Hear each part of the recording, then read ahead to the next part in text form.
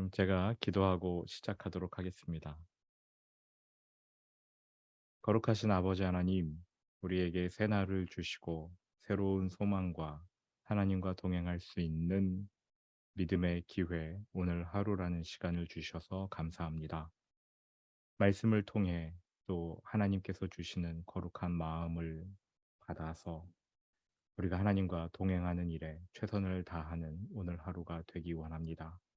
특별히 우리의 마음을 살펴보는 시간들을 갖고 있는데 하나님, 우리의 마음 속에 숨겨진 혹은 우리가 덮어둔 잘못된 뿌리들이 있다면 그것들을 다 드러내 주시고 성령님께서 다루시며 치유하시며 회복하시는 은혜를 오늘 이 시간 우리에게 넉넉히 허락하여 주옵소서. 우리의 삶이 행복하기를 하나님께서 진심으로 바라시는 줄 압니다. 말씀 안에서 또 하나님 은혜 안에서 정말 행복하고 복된 삶을 살아가는 우리 모두가 되게 하여 주옵소서. 예수님의 이름으로 기도합니다. 아멘. 네, 오늘은 성화와 변화, 어, 변화와 성숙 두 번째 시간으로 성화와 변화라는 제목으로 이제 강의를 진행하도록 하겠습니다. 첫 번째 페이지에 나오는 문구를 제가 읽어드리겠습니다. 우리는 예수님을 믿고 새로운 피조물이 되었다. 이전 일은 지나갔으니 보라 새 것이 되었도다. 신분상 우리는 새로운 피조물이 되었다. 그런데 왜 과거의 일을 다루어야 하는가? 새로운 일을 시작하기 위한 선결 조건은 이전의 일들에 더 이상 묶이지 않는 것이기 때문이다. 그러나 안타깝게도 많은 사람들이 과거의 일들에 묶여 있다. 어, 예수님을 믿고 우리가 새로운 피조물이 되었는데 왜 과거의 일을 다루려고 하는가? 이렇게 의아해하실 분도 계실 것 같습니다. 그런데 새로운 일을 행하기 위해서는 이전의 일들에 묶여 있지 않아야 합니다. 그래서 과거를 돌아보려고 하는 것입니다. 심리학계에서 발표한 내용에 따르면 어린 시절에 형성된 후 평생 변하지 않는 두 가지가 있다고 하는데요. 하나는 IQ, 지적 능력이고요. 다른 하나는 성격이라고 합니다. 기질 또는 성격이라고 하는데 6살 정도가 되면 그 사람의 성격 틀이 형성되고 초등학교를 졸업할 무렵이면 성격에 관여해서 채워질 것은 어느 정도 다 채워진다고 합니다. 그렇게 놓인 기초를 따라서 우리는 인생을 살아가는 것이지요. 그러니까 과거의 경험들이 기차 레일이 되고 우리의 인생은 기관차처럼 그 길을 따라 달리는 거예요. 문제는 레일이 이미 깔려 있기 때문에 엔진이 돌아가는 한 그 레일을 따라 가게 된다라는 거지요. 그러니까 레일의 방향을 바꾸지 않으면 계속해서 그 길로 가게 되는 것입니다. 과거에 형성된 그러한 우리의 모습들. 그렇기 때문에 우리의 마음을 살펴봐야 하고 과거를 돌아봐야 하고 또 성령 안에서 하나님의 은혜 안에서 다뤄져야 하는 것이지요. 진정 과거로부터 자유롭고 하나님이 이루실 새로운 일들을 체험하려면 이 작업을 해야 합니다. 우리는 아주 오래전부터 우리가 형성해 온 신념 체계, 세계관을 갖고 있어요. 그거 가지고 인생을 사는 거거든요. 여러분, 예수님이 말씀하신 씨 뿌리는 비유를 생각해 보시기 바랍니다. 동일한 복음의 씨앗이 뿌려져요. 복음 자체는 똑같습니다. 그런데 동일한 말씀을 듣고도 특정한 토양, 특정한 마음 밭에서만 열매가 자랍니다.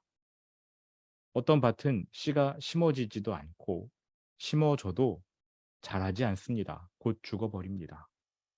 우리는 그 비유를 볼 때마다 내가 더 열심히 해서 무언가를 해서 좋은 밭으로 바꿔야겠다라고 생각해요. 그런데 그 말씀은 현상 자체를 설명하신 것뿐이지 나쁜 밭에서 좋은 밭으로 우리의 노력을 통해 옮겨갈 수 있다. 그러한 가능성을 내비친 말씀이 전혀 아니라는 겁니다. 어떤 사람은 마음밭이 하나님 말씀을 받아들이는 상태이고 어떤 사람은 말씀 자체를 받아들이지 못하는 마음밭이다. 예수님께서 이걸 말씀하신 것이지 "이 밭에서 저 밭으로 옮겨가라.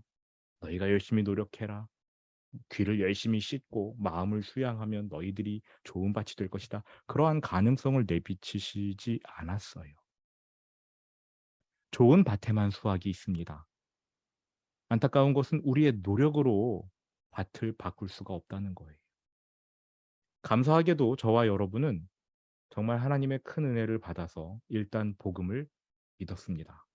씨앗이 심어졌고 뿌리를 내렸지요. 하나님의 선택하심과 은혜, 뭐라고 설명할 수 없는 로또 맞은 것과 같은 그러한 확률의 은혜, 정말 큰 은혜지요. 그 은혜로 인해 구원을 받았습니다. 예수님의 비유에 의하면 우리는 좋은 밭이에요. 근데 문제가 있지요. 이 좋은 밭에 군데군데 제거되지 않은 돌들이 있다는 겁니다. 복음을 들어서 새 사람이 되긴 했지만 아직 가시덤불이 제거되지 않은 영역들이 있다는 거지요. 밭 자체는 좋은 밭이에요. 군데군데 돌들과 가시덤불로 인해 원하는 만큼의 열매는 맺지 못하는 상태. 그것이 우리의 현 주소가 아닐까 싶습니다. 여러분의 신앙을 점검해 보시기 바랍니다. 어느 정도 성장하다가 멈춰 있지는 않습니까? 또 특정한 영역에서 과거의 죄악된 모습이 끊임없이 반복되지는 않습니까? 노력해 봤지만 그게 잘 안 되는 경우 하나님께서 돌들을 제거해 주셔야 돼요. 우리의 노력으로는 안 될 겁니다. 또 가시덤불도 하나님이 제거해 주셔야 합니다. 물론 우리의 의지도 필요하지만 하나님의 강력한 은혜가 필요해요. 우리는 이러한 방해물들을 분별하는 역할을 해야 합니다. 성령님께 나아가 기도하면서 "하나님, 내 안에 심어진 잘못된 뿌리들, 가시덤불로 자라날 그러한 나쁜 것들을 보여주십시오. 하나님이 그 문제들을 해결해 주십시오." 이렇게 기도해야 할 것입니다. 문제 살피기. 아직 내게 해결되지 않은 과거의 문제가 있지는 않은지요. 예수님을 믿은 후에도 잘 변화되지 않는 내 삶의 모습들, 그것은 어떻게 설명해야 할까요? 한번 생각해 보시기 바랍니다. 두 번째 페이지로 넘어갈 텐데요. 지난주에 배웠던 네 가지 법칙, 그 네 가지 법칙을 간단히 살피고 넘어가 보겠습니다. 첫 번째로 부모 공경의 법칙. 자녀들아, 주 안에서 너희 부모에게 순종하라. 이것이 옳으니라. 내 아버지와 어머니를 공경하라. 이것은 약속이 있는 첫 계명이니 이로써 내가 잘되고 땅에서 장수하리라. 어떤 분들은 비교적 좋은 부모님을 만나서 정말 좋은 성품, 부모님의 성품을 닮아가는 좋은 모습으로 살아가는 것 같아요. 그런데 많은 분들이 그렇지 못한 부모님을 만나고 절대적인 부모님의 영향 아래에서 자라느라 성경 말씀대로 부모님을 공경하지 못하는 것 같습니다. 부모님과 사이가 안 좋다는 뜻입니다. 그런데 부모 공경의 법칙은요, 약속이 있는 첫 번째 계명이에요. 어떤 약속입니까? 부모를 공경하면 이 땅에서 너가 잘 될 것이다. 역으로 부모를 공경하지 않으면 잘 안 된다는 뜻이겠지요. 하나님이 이렇게 말씀하실 겁니다. 내가 너를 사랑해서 너에게 복을 주고자 하지만 너가 너의 부모를 공경하지 못하니까 그 죄를 회개하고 부모를 용서할 때까지 내가 이 복을 보류해 두겠노라. 이것이 이 법의 내용이지요. 공평하지 않고 또 생각해 보면 억울하다라는 생각이 들 수도 있을 겁니다. 그러나 지난주에 배웠듯 하나님의 법은 비인격적이에요. 하나님은 인격적이신 분이지만 하나님이 제정해 두신 법은 비인격적으로 작동합니다. 하나님은요, 공경받지 못할 부모라도 공경하라. 이렇게 명령하셨어요. 하나님이 육신의 부모를 통해 자신의 사랑을 보여주기 원하시기 때문입니다. 또 자녀들은 부모를 공경하면서 하나님을 사랑하는 훈련을 해나갈 수 있기 때문이지요. 이 첫 번째 법칙이 가장 중요한 것 같아요. 두 번째 법칙, 심은 대로 거두는 법칙입니다. 사람이 무엇으로 심든지 그대로 거두리라. 자기의 육체를 위하여 심는 자는 육체로부터 썩어질 것을 거두고 성령을 위하여 심는 자는 성령으로부터 영생을 거두리라. 성경은 심은 대로 거두라, 거둔다 이렇게 말하고 있습니다. 아, 한 가지 예를 들어 드리지요. 고아와 과부를 긍휼히 여기고 도우라 이러한 말씀이 성경에 있습니다. 그들을 도우면 하나님께서 그 도운 손길을 절대 잊지 않으십니다. 내 때에 큰 복으로 갚아주실 것이고 그뿐 아니라 내 후손의 때에도 하나님께서 은혜를 베풀어 주실 것입니다. 이거는 약속되어 있는 심은 대로 거두는 법칙인 거지요. 반면에 남을 해하고 남에게 손해를 끼치면 그건 역시 하나님께서 잊지 않으실 것입니다. 내 때에 수확하면 좋으련만 내 후손의 때에 그 열매를 거두게 될지도 모릅니다. 그래서 하나님은 항상 남을 용서하고 선을 베풀고 축복하라 이렇게 말씀하시는 것이지요. 세 번째, 우리에게 되돌아오는 판단의 법칙. 마태복음 7장 1절 2절입니다. 비판을 받지 아니하려거든 비판하지 말라. 너희가 비판하는 그 비판으로 너희가 비판을 받을 것이요 너희가 헤아리는 그 헤아림으로 너희가 헤아림을 받을 것이니라. 내가 남을 판단해요.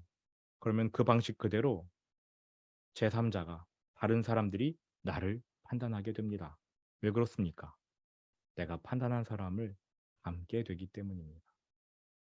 여기서 분별과 비판을 구분해야 되는데 분별은 사람들의 인격을 정죄하지 않으면서 사람들의 행동을 판단하는 겁니다. 인격을 정죄한다, 인격을 모독한다 이러한 부분이 포함이 되면 그것은 우리에게 되돌아오는 죄, 악의 뿌리가 되겠지요. 반면에 그냥 그러한 행동들만 객관적으로 판단하고 내가 어떻게 결정해야 할지를 살핀다면 그것은 분별인 것입니다. 그러니까 분별은 행동의 선악을 판단하는 것이지만 정죄라는 것은 비난은 인격을 아, 판단하는 거죠. 그러니까 물론 인격과 행동을 칼로 재듯 나누기는 힘들 겁니다. 그런데 성경은요, 우리에게 그같이 할 것을 요구하지요. 사람들을 비난하지는 말되 그들의 행동을 분석하고 분별해야 한다. 이렇게 성경이 요청합니다. 요구합니다. 지난주에 성 대표님이 그러한 구분을 어떻게 해야 되느냐 말씀하셨는데 요것이 좀 더 나은 답변이 될지 모르겠습니다. 우리의 마음 상태를 살펴서 내가 저 사람의 인격을 정죄하려고 하는지 아니면 그냥 행동만을 보려고 하는지 이런 부분을 살피면 되지 않을까 싶습니다. 만일 우리가 다른 사람의 행동을 보면서 그냥 행동을 판단하면 거기서 멈추면 좋은데 그 사람의 인격까지 정죄한다면 그 정죄함이 우리에게 되돌아올 것입니다. 어떤 식으로 되돌아오느냐? 내가 그 사람의 잘못된 행동을 따라함으로써 제3자로부터 비난을 받게 되는 것이지요. 우리에게는 다른 사람의 인격을 정죄할 권한이 없습니다. 하나님께서 그러한 권한을 우리에게 주신 적이 없어요. 90년대 말 2000년대 초반인가요? 이게 딱 떨어지는 예가 될 수 있을지는 모르겠지만 그 당시 2000년대 초반, 90년대 말 그 당시의 젊은 목회자들이 한국교회 갱신을 외쳤습니다. 그러면서 기득권을 가진 목회자들을 맹비난했어요. 그리고 20여 년이 지났습니다. 지금 그 젊은 목회자들이 기득권을 가진 중년 혹은 노년의 목회자가 되었는데 어떻습니까? 똑같이 따라하는 거, 세습하고 뭐 이러는 거 똑같이 하고 있고요. 성적으로 더 타락했고 그들 또한 비난을 받고 있습니다. 비난했으니 동일한 비난을 받는데 더 크게 받는 거죠. 자연스럽게 네 번째로 증가의 법칙. 심은 것이 배가 되어서 되돌아오는 겁니다. 좋은 것을 거둘 때도 증가의 법칙이 작용돼요. 좋은 땅에 떨어진 좋은 열매, 좋은 씨앗은 60배, 100배, 30배의 결실을 하지만 악한 것을 심은 그 밭에서는 바람을 심으나 태풍, 광풍을 거두게 됩니다. 그 다음 페이지에 그림이 나와 있는데요. 우리의 삶을 보여주는 그림이에요. 여러 가지 열매가 보입니다. 그러니까 그림을 잘 보시면 빨간 열매들이 있고 새카맣게 동글동글하게 되어 있는 열매가 달려 있을 겁니다. 빨간 열매. 잎사귀 사이에 빨간 열매가 아주 탐스럽게 익은 열매가 보이고요. 그냥 말로 탐스럽다고 하는데 이게 그림으로 이렇게 가져올 땐 좋았는데 이 프린트 하고 나니까 안 좋네요. 하여간 열매가 있는데 나쁜 열매들에만 좀 집중을 해보면 중독, 그다음 분노, 혈기 혹은 과도한 두려움 이런 것들이 열매로 우리 삶에 자라나 있고 그 밑에 땅속 깊이 뿌리가 있습니다. 뿌리에는 여러 가지 원인들이 담겨 있어요. 나쁜 열매를 맺는 여러 가지 원인들. 부모 공경하지 못하는 것, 판단한 것, 맹세한 것, 그다음에 상처, 처리하지 못한 상처, 저주, 내가 저주를 들었든 내가 남을 저주했든 묶이는 거거든요. 네, 영적인 전쟁을 올바로 수행하지 못할 때 안 좋은 열매들이 자라는 것이죠. 문제는요. 우리가 많은 것들을 덮어두고 감춰두고 산다는 겁니다. 상대방이 눈치채지 않았으면 하는 바람으로 덮어두고 감추는 것입니다. 그리고는 스스로를 속여요. 잘 덮었겠지, 안 들키겠지, 착각입니다. 아무리 잘 덮었다 한들 그 영역, 내가 숨겨놓은 부분들은 드러나게 되어 있습니다. 심지어 가장 안 좋은 상황에서 가장 수치스러운 방법으로 드러날 때가 많습니다. 어떤 남자가 투덜거리면서 담임 목사님을 찾아갔어요. 그러면서 저는 목사님과 상담하고 싶지 않은데 아내가 하도 졸라서 왔습니다. 그러자 그 목사님이 성도님께서는 왜 저랑 상담하고 싶지 않습니까? 이렇게 물었어요. 그러자 이 성도가 저는 제 문제들을 이미 다 해결했는데 목사님은 그 문제들을 그 옛날에 제가 다 해결한 문제들을 들춰내실 것 아닙니까? 그러자 그 목사님이 씩 웃으면서 아내분이 저를 찾아가 보라고 하셨다니 성도님은 잘 덮어뒀다, 해결했다고 생각했겠지만 이미 그 문제들이 여기저기서 터져나온 것 같습니다. 네. 감추려고 해도 감춰지지가 않지요. 여러분 의지적으로 참으면 참아지십니까? 그러니까 남들과 함께 있을 때는 그들의 시선을 의식하니까 꾹 참을 수 있지요. 그런데 혼자 있을 때 혹은 가족이나 친한 사람과 함께 있을 때 어떻습니까? 뿌리가 있는 한 열매는 계속 맺히게 되어 있습니다. 잎사귀로 그 열매를 가리더라도 열매는 사라지지 않고요. 뿌리가 있는 한 계속 드러나요. 드러날 만한 여건이 안 되기 때문에 덮어둔 채 지내는 것인데 그게 드러날 상황이 되면 드러나게 되어 있습니다. 미국에 하비 브라운이라는 목사님이 있어요. 여러분 잘 모르시고 저도 잘 모르는 분인데 제가 그분의 간증문을 번역할 기회가 있었습니다. 그러니까 그분은 목회자이고 신학 박사이고 어, 미 육군에서 군목을 지냈고 또 대학 캠퍼스에서 대학생들을 상대로 목회를 많이 한 분이에요. 국제적으로도 알려진 분이라고 합니다. 그러니까 그 지역 일대에는 아주 유명한 분이고요. 그런데 그분에게 누구에게도 말하지 못할 문제가 있었어요. 집회를 성공적으로 열고 또 그의 설교에 감화를 입은 사람들이 회심하고 복음을 듣고 또 젊은이들이 회복되고 그러한 놀라운 역사가 일어날 때마다 자기도 모를 공허감이 찾아와서 내면의 문제가 드러나는 거지요. 요동치는 겁니다. 그리고 그 내면의 문제가 어떻게 열매를 맺느냐? 포르노그래피를 탐하는 것으로 나타나는 거예요. 그러니까 집회를 잘 열고 은혜롭게 하나님 은혜 본인도 받고 사람들에게 은혜를 이렇게 끼치고 정말 아름다운 집회를 열고 나면 항상 이분은 포르노그래피를 보는 겁니다. 수없이 억누르고 억눌러도 육신의 정욕이 자꾸만 고개를 들었다. 이렇게 그분이 고백을 하시더라고요.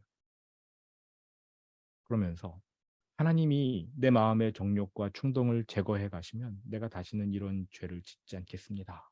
수없이 다짐하고 기도했는데 안 되는 거예요.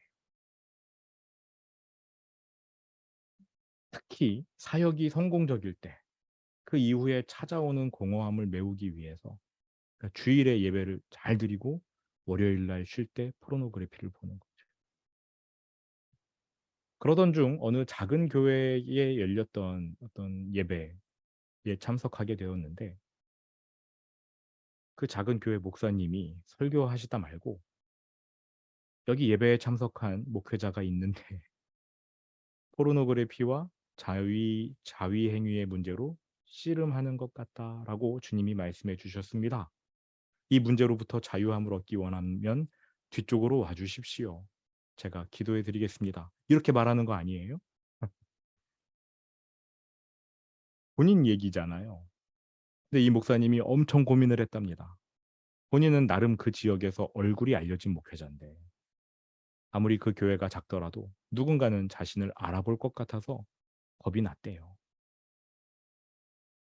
그러다가 내가 이렇게 여러 대륙을 넘나들며 복음을 전하고 수많은 사람을 자유케 하는 일에 쓰임 받고 있는데 정작 나 자신은 자유롭지 못해서 매번 설교 강단에 오를 때마다 수많은 눈물을 흘려야 하고 오랫동안 기도하고 노력했는데도 이 문제로 씨름해야 하는 이러한 나 자신의 모습이 너무 싫고 지쳤다.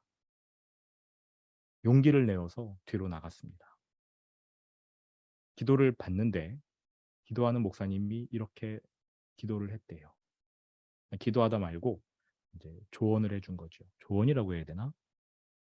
당신은 자신의 삶에 엄청난 기대를 걸고 있는데 아무리 성취해도 그 기대치에 미칠 수가 없었습니다. 그래서 당신은 그 간격을 메우기 위해 상상의 세계로 숨어 들어가서 거기서 위로를 찾으려 했습니다. 이렇게 그 목사님이 말을 해주는데 하나님께서 강력한 은혜를 부어주셔서 이 목사님이 그 자리에서 오열하기 시작했습니다. 교회 바닥을 떼굴떼굴 구른 거지요.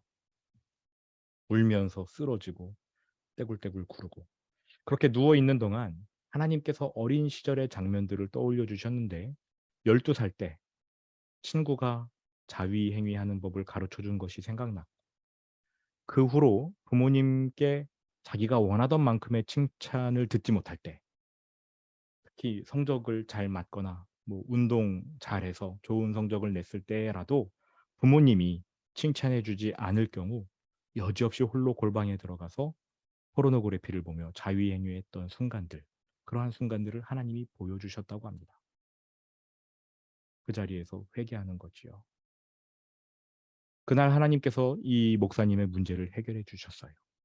열매로 나타나는 행위를 고쳐주신 게 아니라 그 뿌리를 제거해 주시는 거였습니다. 그 뒤로 이 목사님은 점점 포르노그래피를 보는 그 습관이 줄어드는 거죠. 한 번에 이렇게 확 바뀐 건 아니고 점점 줄어들다가 이제 아예 사라지는 그러한 상태까지 된 것이지요. 하나님께서 우리는 문제는 겉으로 드러난 열매, 습관이라고 생각하지만 하나님께서 영적인 근원, 그걸 다루신 겁니다. 부모님에게서 칭찬을 받지 못하니까 부모님을 판단했을 것이고, 또 본인이 부모님을 판단하면서 부모님이 해야 했던 그 역할들, 칭찬의 역할들을 본인이 하려다 보니까 어 잘못된 그러한 습관을 갖게 된 것이었지요. 이 목사님이 이렇게 말씀하셨습니다. 만일 내 힘으로 이 문제를 극복했다면 그것은 단지 육신의 일이었을 것입니다. 내 스스로 개혁하고 습관을 변화시키고 의지를 들여서 극복한다 하더라도 육신의 일은 어디까지나 문제의 근원을 없애지 못합니다. 여러분, 신약 성경에 변화라는 단어가 많이 나오는데요. 변화된다. 동사로 쓰일 때 모두 수동태로 쓰인 것 아십니까? 변화라는 것 자체가 하나님이 하시는 일이에요. 우리의 노력으로 되는 일이 아니라는 겁니다. 그래서 개역 개정 성경에는 변화를 받아 혹은 변화를 입어, 이러한 표현이 나오는 거지요. 내 노력으로는 실질적인 변화를 일으킬 수가 없습니다. 내가 할 수 없는 그것을 주님이 해 주셔야 돼요. 이것이 참된 영적 변화의 본질입니다. 우리의 노력으로 밭을 바꿀 수가 없습니다. 내 스스로 해 보려고 수십 년간 노력했던 그 일들 잘 안 되잖아요. 주님이 한 시간 만에, 한순간 만에 이루어 주십니다.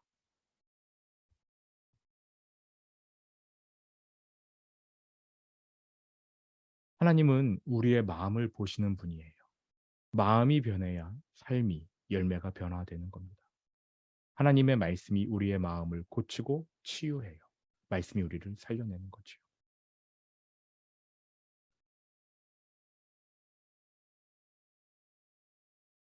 그다음 페이지, 새로운 신분 보겠습니다. 예수님께서는 다 이루었다고 말씀하셨다. 신분상 우리는 거듭났습니다. 우리의 모든 죄는 씻어졌습니다. 히브리서 10장 14절 말씀 함께 읽어보시죠. 시작. 그가 거룩하게 된 자들을 한 번의 제사로 영원히 온전하게 하셨느니라. 우리는 신분상 의롭게 되었습니다. 우리를 향한 율법의 요구들이 십자가에서 완수되었습니다. 로마서 5장 1절. 그러므로 우리가 믿음으로 의롭다 하심을 받았으니 우리 주 예수 그리스도로 말미암아 하나님과 평을 누리자. 우리는 구속되었다. 완벽하게 속죄받았습니다. 그리스도께서 우리를 위하여 저주를 받은 바 되사 율법의 저주에서 우리를 속량하셨으니, 이렇게 그리스도께서 이미 성취하신 일을 나에게 혹은 다른 사람에게도 우리가 적용해 줘야 합니다. 일단 나에게 적용해야 되겠죠. 우리는 그리스도 예수 안에서 이미 죽은 존재입니다. 과거에 지었던 죄를 여전히 반복하고 있습니까? 그렇다면 그 영역에서만큼은 십자가에서 완성된 일을 받아들이지 않은 것입니다. 우리는 옛사람이 죽었음을 믿고 인정하고 그 사실을 받아들여야 합니다. 과거에 죄된 여러분의 모습 죽었어요. 네. 로마서 6장 11절. 이와 같이 너희도 너희 자신을 죄에 대하여는 죽은 자요 그리스도 예수 안에서 하나님께 대하여는 살아있는 자로 여길지어다. 그 다음이요. 성화와 변화를 위한 지속적인 노력. 죄는요, 단지 율법을 어기는 걸 말하는 게 아닙니다. 죄는 질병이 있지요. 영적인 질병. 구원은 일회적인 사건일 뿐만 아니라 회개와 용서를 포함한 지속적 치유 과정입니다. 그러니까 죄를 치유하는 것이 엄밀히 말하면 구원의 과정인 거지요.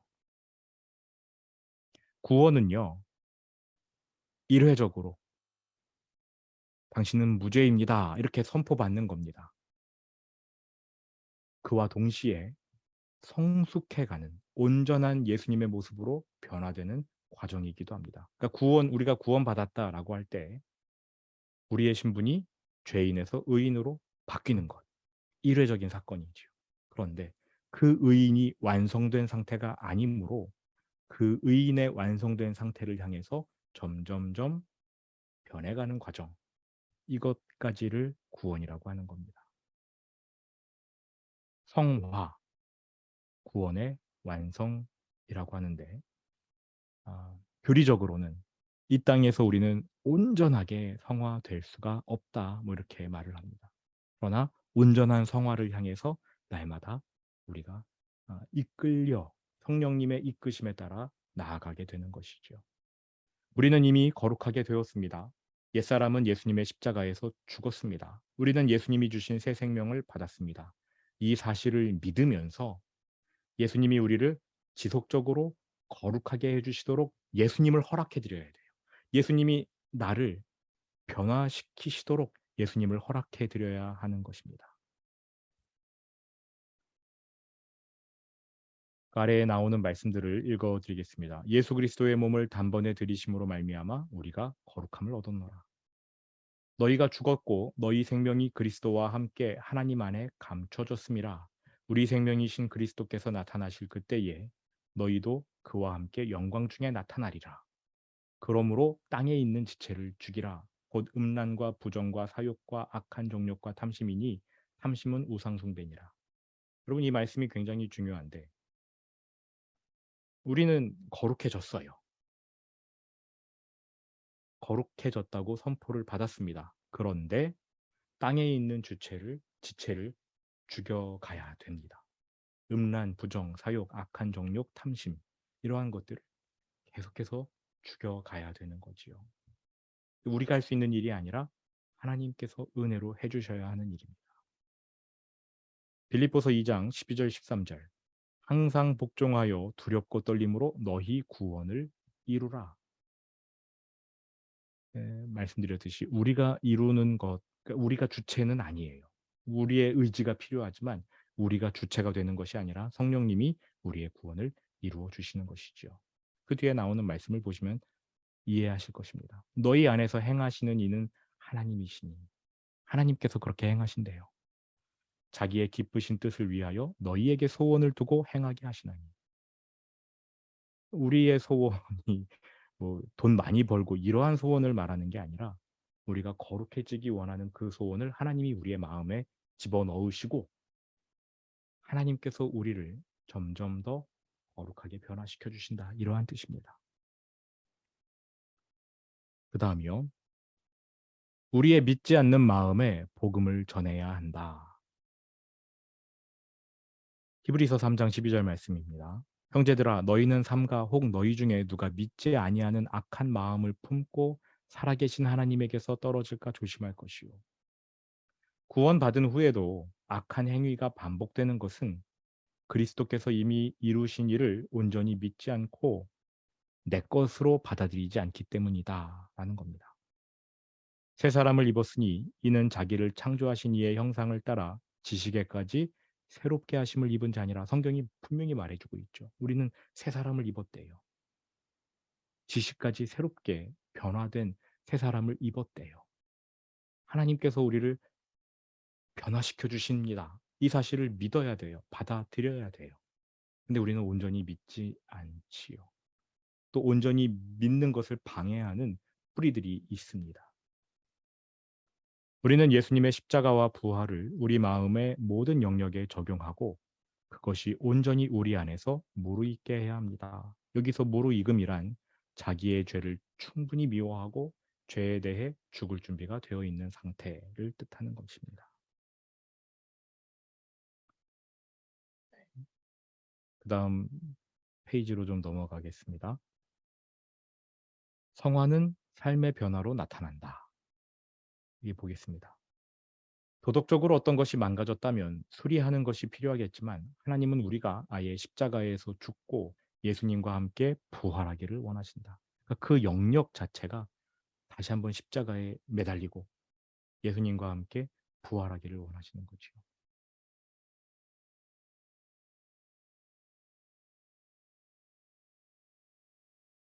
네. 그 다음 넘어가겠습니다. 시간 문제가 좀 있어가지고요. 치유를 위한 5가지 원리 이렇게 되어 있는데 굉장히 중요한 부분이어서 말씀드립니다. 첫 번째로 인식하기. 내 죄를 인식해야 되는 거죠. 이 부분에서 우리는 성령님의 도움을 받아야 합니다. 내 마음에 어떠한 뿌리가 내리고 있는지를 봐야 되고요. 또 열매를 살펴서 뿌리랑 이어지게끔 우리가 인식할 필요가 있는데 이 부분에도 하나님이 지혜를 주셔야 돼요. 두 번째, 그렇게 뿌리를 발견했다면 죄를 고백하고 회개해야 합니다. 세 번째로 용서하여 풀어주기. 만일 그 죄가 나에게 상처를 준 사람에 대한 판단, 비난 때문에 내가 그 사람과 엮여 있다면, 영적으로 묶여 있다면 나에게 잘못한 사람을 용서하고 풀어줘야 합니다. 그 사람을 위해서 풀어주는 게 아니라 내가 그 묶임에서 풀리기 위해 그 사람을 용서하고 풀어줘야 되는 것이에요. 네 번째로 죽은 것으로 여기기. 아까 우리가 쭉 살펴본 말씀처럼 십자가에서 죽고 다시 태어나야 되는 거거든요. 내가 고백한 그 죄의 영역, 이를테면 음란, 이러한 죄를 내가 죽은 죄를 고백하고 회개하고 또 그것과 연관된 사람들을 용서해서 풀어줬다면 이제 나는 그 죄에 대해서 죽은 겁니다. 끝난 거예요. 그렇게 여겨야 돼요. 다섯 번째, 부활. 하나님이 주시는 새로운 생명. 내 죄된 모습과 정반대의 거룩한 예수 그리스도의 모습이 나에게 임했음을 인정하고 받아들이기 시작해야 된다는 것이지요. 물론 단번에 이렇게 변화되는 일은 없을 겁니다. 그러나 우리가 이러한 과정을 겪다 보면 점점 변화되겠지요. 하나님께서 그렇게 인도하시니까요. 물론 단번에 변화되는 일도 있을 겁니다. 하나님이 하신다면. 대부분은 이렇게 점점 나아지는 방향으로 가는 것 같습니다. 다음 페이지에 기도, 이제 마지막 페이지를 볼 텐데요. 기도가 나와 있습니다. 중요한 것은 이 기도문은 공식이 아니고 방향을 제시하는 예문입니다. 그러니까 이 기도문이 길잡이가 될 수는 있지만 여러분이 성령의 인도하심을 받고 기도해야 하는 겁니다. 우리 기도문을 한번 같이 읽어보겠습니다. 주님, 저는 주님을 알고 주의 법을 알고 있다고 생각했지만 제가 틀렸습니다. 저는 주님의 법에 담겨 있는 축복들을 놓쳤고 그저 제가 해야 할 일과 하지 말아야 할 일로만 하나님의 말씀을 여겨왔습니다. 그 선한 법이 저의 죄 때문에 저를 멸망시키는 법으로 바뀌었다는 사실을 알지 못했습니다. 주의 징계는 저를 다시금 아버지와 사랑하는 관계로 회복하기 위한 하나님의 도구였음도 깨닫지 못했습니다. 주님 저를 용서해 주십시오. 십자가에서 저의 죄악된 삶의 모습들이 죽고 다시금 생명과 거룩한 성품으로 부활할 수 있도록 인도해 주십시오. 주님을 엄격한 분으로 생각했던 것을 용서해 주시고 저의 눈을 씻어 주셔서 올바른 눈으로 주님을 바라보게 해 주십시오. 제가 상처받았을 때, 화가 났을 때, 괴로웠을 때, 제 입으로 내뱉었던 판단의 말들이 무엇인지 보여주시고 이 시간 아버지의 치유의 손길로 저를, 제 마음을 고쳐 주시옵소서. 진리의 말씀을 깨닫게 하셔서 감사드립니다. 그리고 주의 법으로 인해 제가 누리고 있는 은혜와 보호하심을 인하여 감사드립니다. 지금 마음에 떠오르는 사람들을 하나님께서 제게 주신 선물로 귀하게 여기기 원합니다. 예수님의 이름으로 기도합니다. 아멘.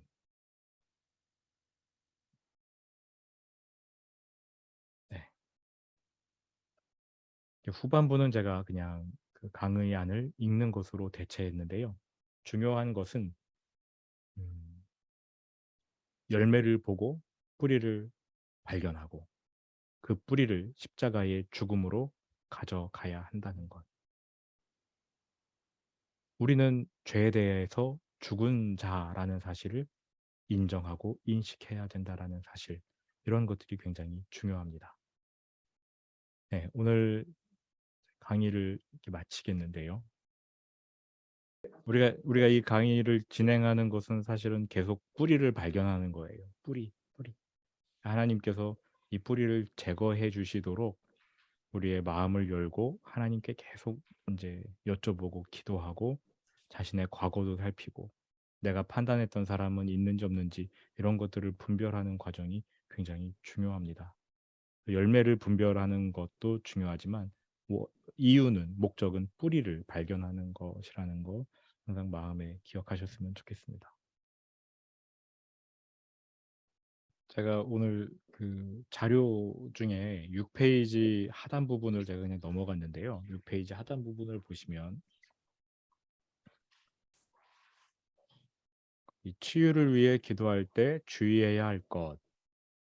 첫 번째가 문제를 아는 지식만으로도 해결할 수 있다라는 것이 잘못된 어 거짓 가르침 중에 하나고요. 다음 외부의 도움 없이 내 노력과 의지로 내 자신을 고칠 수 있다. 기독교사에 인제 이러한 그 믿음을 가진 어떤 잘못된 그 공동체가 있었습니다. 그리고 문제가 무엇인지 알면 내가 내 자신을 치유할 수 있다. 인제 두 가지가 혼합된 경우인데요. 하나님께서 그 야고보서에도 말씀하셨듯이 "너희가 서로 죄 고백을 하라." 이렇게 말씀을 하셨어요. 우리는 죄 고백을 하나님께만 이렇게 하면 된다라고 생각하잖아요. 그런데 야고보 사도는 "너희가 너희 서로 죄를 고백하라." 이렇게 이야기를 합니다. 그러니까 내가 가지고 있는 어떤 죄 문제도 공동체 안에서 해결받을 수 있도록 하나님이 어 뭐라고 할까요? 그러니까 공동체를 중요시하기 때문에 '그러한 장치를 마련하신 게 아닐까.' 이런 생각이 들고, 아까 그 목사님의 경우는 정말로 혼자 너무나 오랜 기간 동안 수십 년 동안 그 문제로 씨름을 해 왔을 겁니다. 기도도 했겠지요. 근데 이제 그 목사님이 후반부에 살짝 얘기했듯이 "내가 만약에 내 노력으로 이 문제를 해결했다면 그거는 육신의 일일 뿐이었다. 육신의 일은 온전한 변화로 이어지지 않는다." 인제 이렇게 말씀을 하셨는데, 아마도 이 목사님은 만일 본인이 기도해서 이 문제를 해결받았다 그랬다면 '아 이거 내가' 아무리 그러니까 인간이다 보니까 연약함이 있잖아요.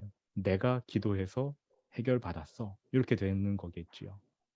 기도해서 해결받았다가 아니라 '내가' 요 부분이 더 강조가 되는 걸 겁니다. 그러한 것을 하나님이 아시기 때문에 굉장히 이런 민감한 부분이지만 공동체 안에서 이렇게 해결해 주신 게 아닐까 조심스럽게 생각을 하고 있습니다. 하나님이 우리의 문제를 내 스스로 기도해서 해결받게 하시는 것도 정말 좋은 방법이긴 하지만 반드시 그런 것만은 아니라는 것을 우리가 기억하고, '내가 문제를 알아도 내가 해결할 수 없다. 다른 사람을 통해서 해결해 주시는 경우도 있다.' 이런 것도 우리가 아 이해를 해야 할 것입니다. 제가 지난번에 말씀을 드렸는지 모르겠지만 가나 혼인 잔치 말씀을 드렸었나요? 예수님과 같은 부류가 있고 마리아와 같은 사람이 있고 하인들과 같은 사람이 있습니다. 예수님과 같은 사람은 하나님과 1대1로 해결받는 분이지요. 마리아는 어때요? 본인의 노력, 의지 이런 것들과 하나님의 말씀을 잘 이렇게 섞어서 자기 안에서 해결하는 사람이고, 하인들과 같은 사람은 주변 사람을 통해서 예수님께 나아가는 그러한 사람이지요. 하나님은 이 세 부류의 사람들을 다 아름답게 활용하십니다. 그래서 어떤 사람에게는 하나님이 직접 이렇게 치유하시기보다는 다른 사람을 통해 치유받게 하시는 것 같아요. 영적 전쟁을 잘못했다라는 부분도 있고 안 했다는 부분도 있는데요. 예를 들어서 모든 것을 마귀의 어떤 존재로 인식하게 되는, 그러니까 '마귀가 나에게 감기를 줬다.' 그러니까 '감기에 걸려도 이건 마귀 탓이야.' 이러면서 영적 전쟁을 하는 그러한 어떤 그 분들이 있어요. 이해가 좀 되십니까? 모든 것이 다 영적인 문제 때문이라고 생각하는 경우가 있어요. 잘못하는 거지요. 그러면 어떠한 열매들이 맺히는가? 일단은 하나님에 대한 인식이 그릇 형성됩니다. 그치요? 전체적인 주관자는 하나님이신데 마귀가 좀 더 돋보이게 되는 겁니다. 그러면서 하나님도 이 부분은 어쩔 수 없는 거구나. 알게 모르게 상처가 마음에 생겨요. 영적인 부분에. 왜 하나님이 이런 걸 나에게 허락하셨지? 왜 하나님이 나한테 이런 안 좋은 일을 주셨지? 이러면서 말이죠. 또 영적 전쟁을 게을리하는 경우도 있습니다. 분명히 영적인 문제인데 그냥 덮어두는 거예요. 이거는 기도하고 회개하고 해결해야 되는 문제인데도 불구하고 여기서 영적 전쟁이라는 거는 회개입니다. 회개와 용서를 말하는데 그걸 안 해두고 그냥 이건 뭐 그냥 일어나는 일이야. 보통 40살이 넘어가는 분들 성도들에게서 덮어두고 넘어가자가 많이 나와요. 고민하기 싫죠. 생각하기도 싫고. 그래서 영적 전쟁을 안 하는 경우에도 이러한 문제가 생겨요. 예를 들어 내가 분노하는 것이 영적인 문제인데도 불구하고 내가 혈기 부리는 게 영적인 문제인데도 불구하고 그냥 나는 원래 그래 왔어. 이렇게 넘어가 버리는 겁니다. 영적 전쟁을 안 하는 경우 있겠고요. 또 감기만 걸려도 이건 어, 마귀에게 내가 받은 공격이야. 막 열심히 기도하는 거죠. 감기가 안 낫지요. 약을 먹어야 나을 텐데. 이런 경우는 또 영적 전쟁을 잘못하는 경우일 것이고요. 일단 하나님께서 우리에게 일반 상식을 주셨잖아요. 감기 걸릴 이유가 분명히 있었을 것이고, 뭐 오랫동안 뭐 과로를 했거나 또 추운데 돌아다녔거나 그럼 감기 걸리면 그건 영적인 문제가 아닐 것이고요. 그런 인과관계가 분명하다면 그거는 뭐 병원을 가야 되는 문제 아니겠습니까? 그런데 만약에 감기나 이런 것들이 이유 없이 계속 반복이 된다. 그러면은 기도하고 분별을 해야 되겠지요. 이것이 과연 영적인 문제로 일어난 것인지. 이거는 기도하고 분별해야 될 문제지 무작정 싸워야 될 문제는 아닌 겁니다. 그러니까 반복되느냐 안 되느냐 이 패턴이 굉장히 중요한 것 같아요. 네, 이 지금 하는 과정들이 도움이 되시는지는 모르겠는데 확실한 거 한 가지는 굉장히 힘듭니다. 일단 마음이 어려워지실 거예요. 40대 이후의 분들은 대부분 묻어놓고 다 가라앉혀 놓은 건데 이걸 다시 헤집어서 수면 위로 떠올리는 작업이거든요. 힘드실 텐데 어, 잘 견뎌주셨으면 좋겠습니다. 그리고 계속해서 나의 뿌리들이 무엇인지를 분별해 나아가면서 주님과 해결해 주셨으면 좋겠습니다.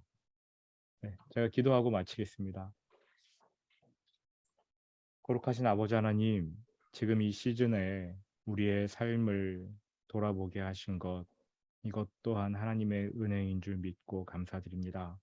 살아오면서 우리가 덮어둔 뿌리들이 참으로 많은데 알게 모르게 자라나는 열매들 때문에 힘들어하는 그러한 우리의 삶을 주님께서 긍휼히 여기시고 우리의 뿌리들, 우리가 알게 모르게 심어놓았던 잘못된 뿌리들 주님께서 조명하여 주시고 해결하여 주시기를 간구합니다. 하나님은 우리가 행복한 삶을 살기 원하십니다. 우리가 말씀을 있는 그대로 믿고 두려움 없이 순종하며 살아가길 원하시는데 우리 삶에 너무나 많은 돌들과 가시덤불이 있음을 고백합니다. 주님, 그 모든 뿌리들을 분별하게 하시고 회개하며 또 관련된 사람들을 용서하고 풀어주고 그 모든 뿌리가 십자가에서 죽었음을 인정하고 하나님이 주신 새로운 생명으로 그 자리가 채워지게 된다는 것을 온전히 확신하며 믿음으로 살아가는 우리 모두가 되게 하여 주옵소서. 주님께서 우리를 변화시켜 주실 것을 믿습니다. 주님이 변화시켜 주십니다. 감사드립니다. 예수님 이름으로 기도합니다. 아멘. 감사합니다. 네, 수고 많으셨고요. 명절 잘 세십시오. 감사합니다.